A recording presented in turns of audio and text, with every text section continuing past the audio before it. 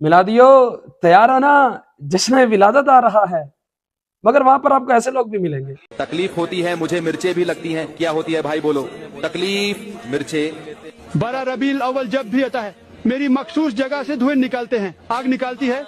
मुझे बहुत तकलीफ होती है लाइटिंग देखकर, मेरी तबीयत खराब हो जाती है। आप यकीन करें इस महीने में सबसे ज्यादा मिर्चें लगती है, तकलीफ होती है। तो इन लोगों को हमने क्या समझाना, जब इन्हें इतना भी ना पता हो कि अगर प्यारे आका की खुशी में कुफार ने भी अगर खुशी मनाई है ना, तो उन्हें भी इसका सिला मिला है।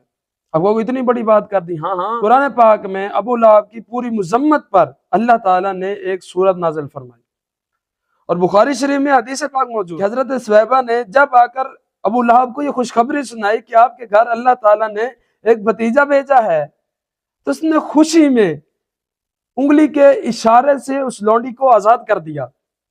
तो फरमाया कि हर पीर की शब उस उंगली में से उसे कुछ सैराब किया जाता है, जिसकी वजह से उसके अजाब में तखफीफ होती है। और ये उसने जो लौंडी आजाद की थी ना, ये कोई रसूलुल्लाह अलैहिस्सलाम रसूल नबी समझकर नहीं की थी, बल्कि फकत इस खुशी में कि रब ने मेरे घर भतीजा भेजा है। अब अकल के अंत हो, कुफार अगर खुशी मनाए रब उन्हें नवाज दे, और तुम अपने नबी की खुशी मनाओ रब तुम्हें नहीं नवाजेगा। मगर इन्हें ये बातें समझ नहीं आने वाली। अब ये वीडियो देखें कि उशाक और आका के सच्चे गुलाम अपने आका की आमद पर कैसे झूम जाते। आका की जिससे विलादत का महीना आ रहा है,